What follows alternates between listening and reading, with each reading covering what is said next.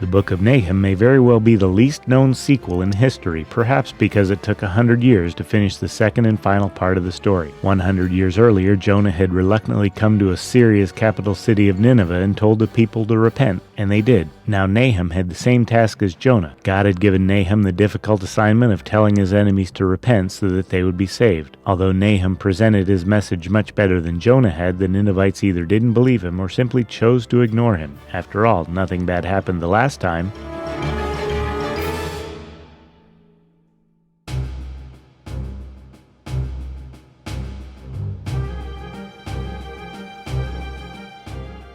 The Assyrians living in Nineveh were very rich, very powerful, and very, very bad. They had conquered the northern kingdom of Israel and tried but failed to take Jerusalem in the south. Nineveh was a notoriously cruel and immoral city and universally feared. With all of their riches, cruelty, and military might, they must not have put too much stock in Nahum's prophecies. After all, that was great and powerful Nineveh. Nobody told them what to do. Nahum said that God is slow to anger and would give them every opportunity to change their evil ways, but in his righteousness he could not let the guilty go unpunished either. Because of their willful disobedience, they had sealed their own fate. Nahum said that if they didn't repent and turn to God, that they would never need to worry about their enemies attacking them again, because nobody is going to attack a city that's already been destroyed. God said that even though they were a mighty and powerful army and had many allies, they were going to be wiped out. Their warriors would be easy prey and their armies would run and hide. Of course, what was bad news for Nineveh and the Assyrians was good news for the southern kingdom of Judah and even for the northern kingdom who were captives of the Assyrians. Although Israel would remain in captivity, at least the Babylonians that conquered the Assyrians were not quite as cruel. Nineveh and the Assyrians were defeated by the Babylonians, who were later defeated by the Persians, which made up a trilogy of their own.